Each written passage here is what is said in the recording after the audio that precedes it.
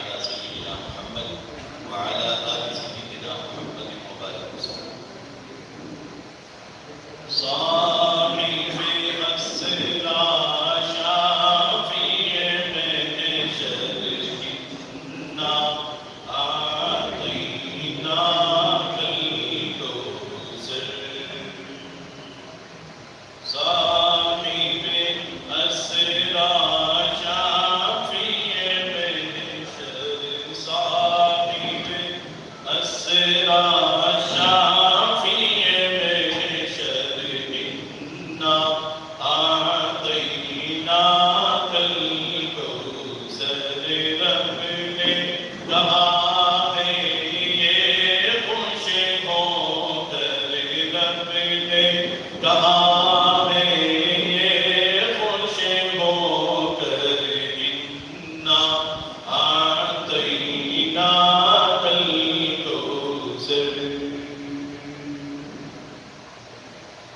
مطلب کوثر ساری بڑائی،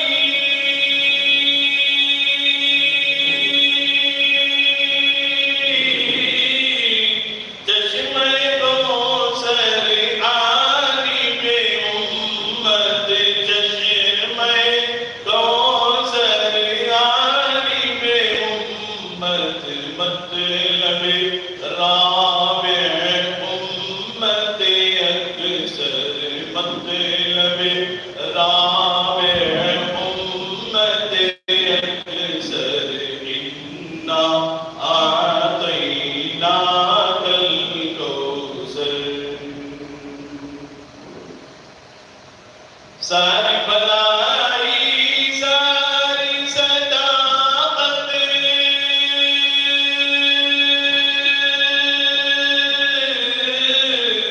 ساری امانت ساری شرافت، ساری امانت ساری شرافت. نور مجسم مشک و عنبر، نور مجسم مشک و عنبر، انا آتیناک الکوثر. چشمہ کوثر دودھ سے اجلا،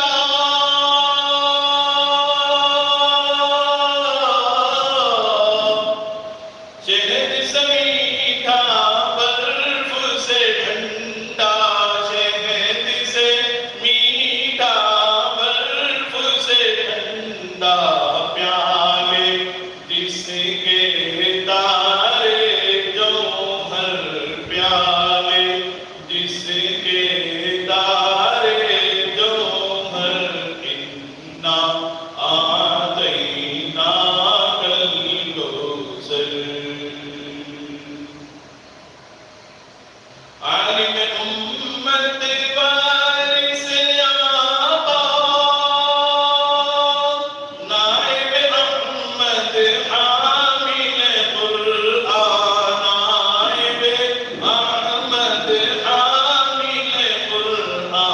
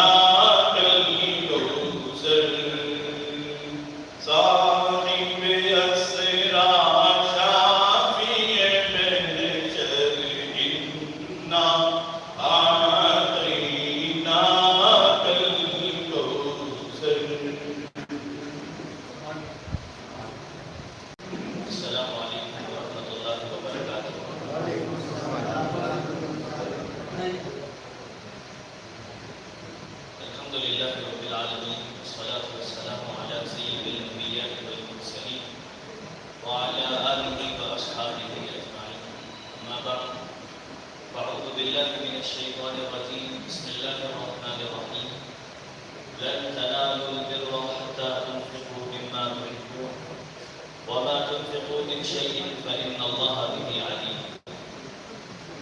صدق الله العظيم. اسٹیج پر جلوہ افروز حضرات علماء کرام، مہمان اکرام، نوجوانوں اور دوستوں، اللہ تعالیٰ نے مجھے اور آپ کو جو دین دیا ہے جسے ہم اسلام کہتے ہیں، اس دین کی ایک خصوصیت ہے کہ یہ محض عبادتوں پہ ختم نہیں ہوتا. دنیا میں جتنے بھی دین ہیں، مذہب ہیں، وہ عبادتوں پہ ختم ہو جاتے ہیں. ان کے کچھ رسوم ہیں، پیدا ہوئے تو یہ کرنا، مرے تو ایسا اٹھانا. عبادت کے کچھ خاص طریقے ہیں اور پھر اس پر ان کا دین، ان کا مذہب ختم ہو جاتا ہے. اسلام ایک ایسا مذہب ہے جو عبادتوں سے شروع ہوتا ہے، جس میں بنیاد نماز، روزہ، حج اور زکوٰۃ کو کہا گیا ہے. یہ اسلام کی بنیاد ہے، لیکن اسلام ان پہ ختم نہیں ہوتا، کیونکہ اسلام محض عبادتوں کا نام نہیں ہے، چند رسومات کا نام نہیں ہے. اسلام مکمل زندگی کا نام ہے. پیدا ہونے سے لے کر مرنے تک زندگی خوبصورت طریقے سے کیسے گزاری جائے، اس طریقے کا نام اسلام ہے. لہذا جب وقف کی حفاظت کی بات اٹھی ہے اور مجھے تحفظ اوقاف پر بات کرنے کو کہا گیا ہے، تو سب سے پہلے میں یہاں جتنے احباب بیٹھے ہیں ان کے دل و دماغ میں یہ بات بٹھانا چاہتا ہوں کہ وقف کی جو حفاظت کی بات چل رہی ہے، یہ ہمارے دین کی بات ہے، یہ کوئی دنیا کی بات نہیں ہے. اس کا ثبوت قرآن اور حدیث سے، رسول اللہ صلی اللہ علیہ وسلم کی زندگی سے ہم کو ملتا ہے. تو سب سے پہلے وقف کو ہم سمجھنے سے پہلے یہ بات دل و دماغ میں بٹھائیں کہ ہمارے لیے اسلام دستور حیات ہے. زندگی مکمل طریقے کا کیسے گزارنا ہے، یہ سکھانے والی چیز ہمارا اسلام ہے. اور اس چیز میں، اسلام کی تربیت میں ہم کو ایک خصوصی بات یہ ملتی ہے کہ رسول اللہ صلی اللہ علیہ وسلم نے صحابہ کرام کو خرچ کرنے کی ترغیب دی ہے. بلکہ تو قرآن مجید میں کئی جگہ ایمان والوں کو خرچ کرنے کا حکم دیا ہے.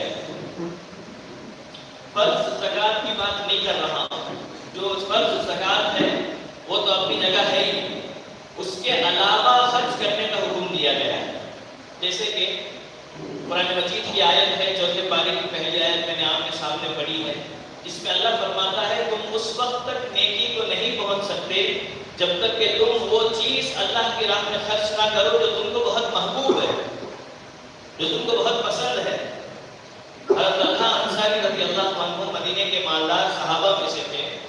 جب انہوں نے یہ آیت سنی تو رسول اللہ صلی اللہ علیہ وسلم کے پاس پہنچے اور کہا حضور میرے پاس ایک باغ ہے، وہ مدینے کا سب سے بہترین باغ تھا، جس کا نام بیرحا تھا. انہوں نے کہا حضور یہ باغ ہے، یہ باغ مجھے بڑا پسند ہے، اگر اللہ یہ کہہ رہا ہے کہ میں اس وقت تک نیک نہیں بن سکتا جب تک میں اپنی پسندیدہ چیز اللہ کی راہ میں نہ لٹاؤں، تو لیجئے یہ باغ اللہ کی راہ میں وقف ہے.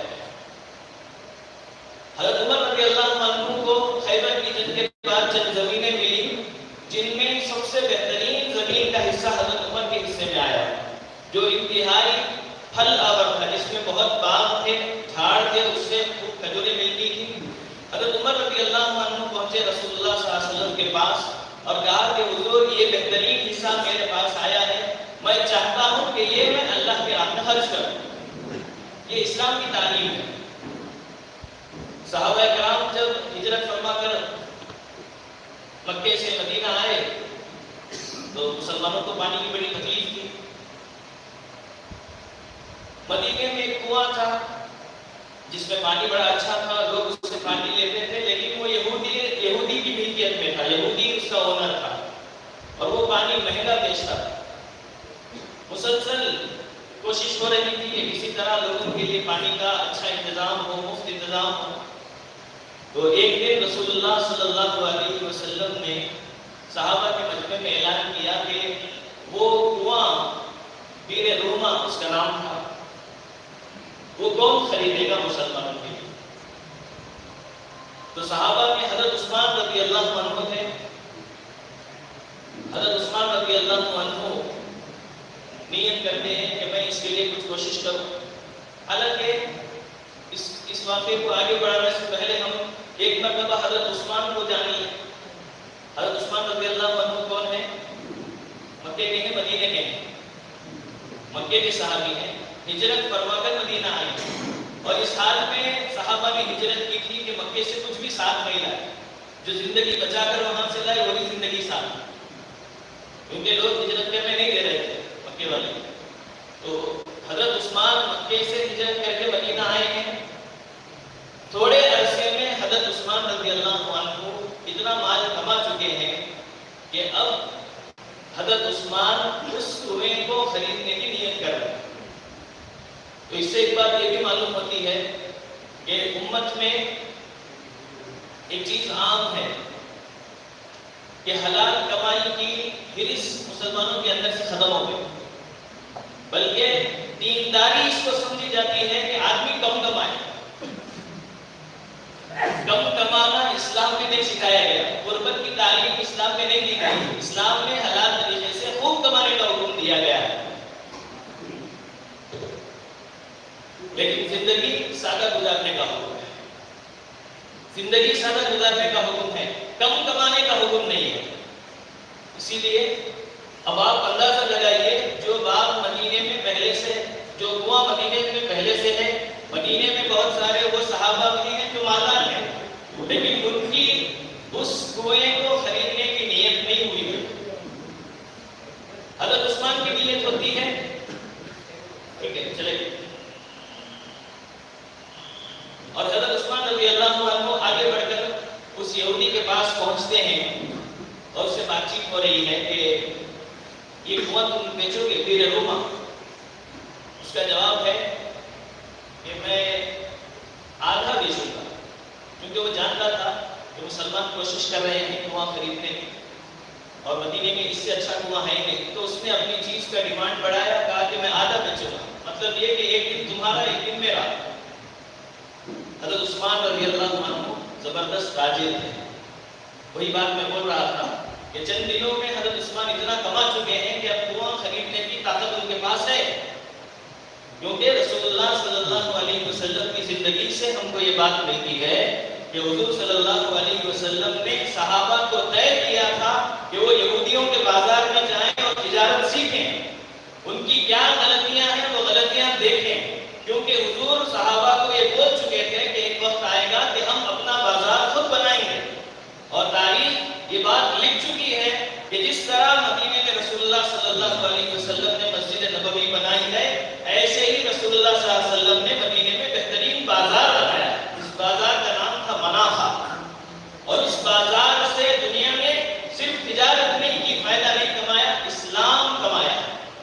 دنیا سے لوگ آئے ہیں تجارت سیکھنے کے لیے، اور جب وہ بہترین تجارت صحابہ کی، مسلمانوں کی دیکھتے تو اس بازار سے تجارت کے ساتھ ساتھ اسلام بھی لے کے جاتے. اس بازار میں کئی ملکوں تک اسلام پھیلایا. ہم رسول اللہ صلی اللہ علیہ وسلم کی زندگی کو ولیمے تک، مٹھے تک، مسواک تک، ٹوپی تک، داڑھی تک ختم کر کے چھوڑ دیے. ہم نے اس کے آگے دیکھا ہی نہیں. ہم کو وہ سنتیں پسند جن سنتوں میں مٹھاس ہے، مزہ ہے، آسانی ہے. وہ سنتیں ہم کو نہیں چاہیے جس میں مشقت ہے. حلال کمائی میں مشقت لگتی ہے. ایک صحابی حضور کے پاس آئے، ہاتھوں میں گٹے پڑے ہوئے ہیں. حضور نے ہاتھ ملایا، پوچھا یہ کیا؟ کہا کہ میں کھیت میں کام کرتا ہوں. رسول اللہ صلی اللہ علیہ وسلم نے ان ہاتھوں کا بوسہ لیا اور کہا کہ محنتی ہاتھ جنت میں ہوں گے. حلال کمائی کمانے والے کے لیے رسول اللہ صلی اللہ علیہ وسلم نے دعائیں دی، جنت کی بشارتیں دی. تو صحابہ محنت کرتے تھے. توجہ ادھر ہے، بات میں کر رہا ہوں، آپ ادھر ادھر دیکھیں گے تو پھر میری زبان بند ہو گئی. رشتہ ہمارا تمہارا آنکھوں سے بنتا ہے. آپ ادھر دیکھیں گے تو میری زبان چلتی ہے. تو رسول اللہ صلی اللہ علیہ وسلم بازار بھیجے ہیں صحابہ کو، صحابہ وہاں گئے اور انہوں نے وہاں تجارت سیکھی، یہاں تک کہ یہودیوں کے بازار میں کیا غلطیاں ہیں وہ ساری چیزیں صحابہ نوٹ کر رہے ہیں، اور جب مسلمانوں نے بازار بنایا تو وہ ساری غلطیوں کو یہاں سے نکالا گیا، ان غلطیوں سے بچا کر بازار بنایا گیا۔ بہرحال وہ ایک الگ موضوع ہے، لیکن مجھے عرض کرنا یہ ہے کہ حضرت عثمان خوب مال کما چکے تھے۔ بات چیت شروع ہوئی، اس نے کہا آدھا دوں گا۔ حضرت عثمان تاجر تھے اور ایسے ویسے تاجر نہیں۔ یہودی حضرت عثمان کو بھگانے کی کوشش کر رہا تھا، حضرت عثمان اسے بھگاتے۔ جو بیکاری لوگ ہیں ان کو معلوم ہے بھگانے کا مطلب کیا، وہ تیری بھگنے دال کو چھوڑی، مطلب کیا؟ ڈیل ہے لیکن بگڑے ڈالے، دیکھیں گے کہاں تک ادھر کا سما معلوم ہوتا کر سما۔ تو اس نے حضرت عثمان کو بگانے کی کوشش کی کہ آدھا دے تو پورا نہیں دوں گا۔ تو حضرت عثمان رضی اللہ عنہ نے کہا ٹھیک ہے چلے گا، اور اس نے ایک بڑی قیمت لگائی۔ حضرت عثمان نے وہ قیمت ادا کی اور آدھی اونرشپ اس بئر روما کی، اس کنویں کی لے۔ اب کیا ہوتا ہے، حضرت عثمان کی باری آتی ہے تو آپ پورے مدینے میں اعلان کرتے ہیں کہ جو چاہے آئے اور اس کنویں سے پانی لے کے جائے، مفت، کوئی پیسے کی ضرورت نہیں۔ تو مسلمان یہودی آ رہے، یہودی لے رہے ہیں اس سے پانی۔ دوسرا دن چونکہ اس یہودی کی باری تھی تو وہ صبح اٹھتا ہے، دکان لگاتا ہے، وہی گراتے ہیں۔ پھر دوسرا دن آتا ہے، حضرت عثمان فری بانٹ رہے ہیں۔ 3-4 دن ایسا چلا اور اس کو کوئی گراہک نہیں مل رہا ہے، تو اس نے معلوم کیا ہوا کیا ہے، آخر پانی کیوں نہیں لے رہے کوئی۔ تو جب اس نے خبر ملی کہ یوں ہو رہا ہے کہ حضرت عثمان سب کو فری دے رہے ہیں، تو پھر میرے پاس پانی لینے کون آئے گا، تو اس نے حضرت عثمان کو بلایا۔ یہ کیا سوچ رہا تھا، میں حضرت عثمان کو بھگا دوں۔ اصل میں کون بھگائے؟ مسلمان جو ہے، اللہ نے ہر فیلڈ میں مسلمان کو اتنی طاقت دی، اتنی صلاحیت دی ہے، ہر فیلڈ میں سب سے اول مسلمان ہی ہو سکتا ہے۔ افسوس ہے کہ ہم اپنے بچوں کی، اپنی نوجوان نسل کی ایسی تربیت نہیں کرتے، ان کو بڑے خواب نہیں دکھاتے، ان کو بڑے بننے کی آس نہیں دیتے۔ 20,000 کما لے گایا تو بچہ اما 2 ہاتھ سے منہ کو، میرا بچہ 20,000 میں بچہ میرا ہو گیا بل گیٹس کا باپ۔ ہماری بھی ذمہ داری بنتی ہے بڑوں کی، اور میں بڑے ادب سے ہمارے اساتذہ علماء کہتے ہیں کہ ہم اپنے نوجوانوں کو بڑا بنانے کی کوشش کرتے ہیں، یہ ذمہ داری ہے ہماری، کیونکہ رسول اللہ صلی اللہ علیہ وسلم نے صحابہ کو بڑا بنایا ہے، بڑا بنایا ہے، ان کو دکھایا کہ کس طرح سے تم دنیا اور آخرت کی کامیابی حاصل کر سکتے ہو۔ اسی کا نتیجہ تھا، آپ صحابہ کو دیکھ سکتے ہیں، کوئی گھوڑ سواری میں سب سے زبردست، سلمہ بن اکوع رضی اللہ عنہ گھوڑے سے تیز بھاگتے تھے۔ حضرت فضل بن عباس رضی اللہ عنہ جنگ میں لشکر میں گھس رہے ہیں، کفار عیسائیوں کے لشکر میں، ایسا ایک طرف سے گھستے ہیں، دوسرے طرف سے نکلتے ہیں، 1000 آدمی ادھر مارتے ہیں، 1000 آدمی ادھر بھی مارتے ہیں، اور 24 سال کا نوجوان صبح سے شام تک لڑتا ہے، کئی ہزاروں کو ختم کر دیں، اور وہ 60 لوگ جو 60,000 سے لڑے تھے نا، جو جنگ ہوئی تھی یرموک کی جنگ، جس میں صرف 60 صحابہ حضرت خالد بن ولید رضی اللہ عنہ کے ساتھ، تو اس جنگ میں وہ 60 آدمی میں سب سے جانباز اور نوجوان فضل بن عباس رضی اللہ عنہ، حضور کے چچا زاد بھائی بھی تھے، اور اللہ کے نبی صلی اللہ علیہ وسلم نے ان کے اندر اتنا کانفیڈنس، ہمت بھری تھی، حج کے دوران بھی وہ حضور صلی اللہ علیہ وسلم کے ساتھ اونٹ پر بیٹھے ہوئے تھے۔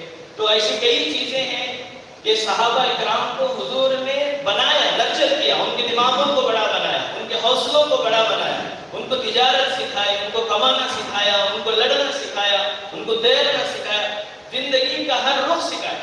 ایک اچھا باپ کیسے بن سکتے ہیں، ایک اچھا شوہر کیسے بن سکتے ہیں، بھائیوں کا اچھا بھائی کیسے بنے، دوستوں میں اچھا دوست کیسے بنے، یہ حضور نے سکھایا۔ اگر ہم حضور صلی اللہ علیہ وسلم کو اس پورے نظریے سے نہیں دیکھیں گے تو ہم نبی کے گستاخ ہیں۔ ہم نبی کو صرف اس حد تک دیکھ رہے ہیں، مسواک حضور کی سنت ہے، مٹھا حضور کی سنت ہے، ولیمہ حضور کی سنت ہے سنت ہے، کوئی شک نہیں ہے، کیا صرف یہی سنت ہے؟ پیار سے محبت سے سلام کرنا سنت نہیں ہے، اپنے ایمان والے بھائی کو ہنس کے ملاقات کرنا سنت نہیں ہے، بیماری کی عیادت سنت نہیں ہے، جنازے کے ساتھ جانا سنت نہیں ہے، گھر میں بیوہ ہو جائیں، یتیم ہو جائیں، گھر کے خاندان کے افراد تو ان کا حال چال پوچھ کا سنت نہیں ہے۔ ہم دیکھیں کہ آج ہم کہاں کھڑے ہیں، غلطی غیروں کی بات نہیں ہے، اپنی غلطی زیادہ ہے۔ تباہ ہونے کا قوم، اس کا واحد ریزن، پہلی وجہ جو ہے وہ ہم خود مسلمان ہیں۔ اگر ہم اپنی غلطی کا احساس نہیں کریں گے، اپنی غلطی دیکھیں گے بھی نہیں، کوئی دکھائے تو دیکھنا نہیں چاہیں گے، تو پھر اور ذلت میں جا کے گریں گے۔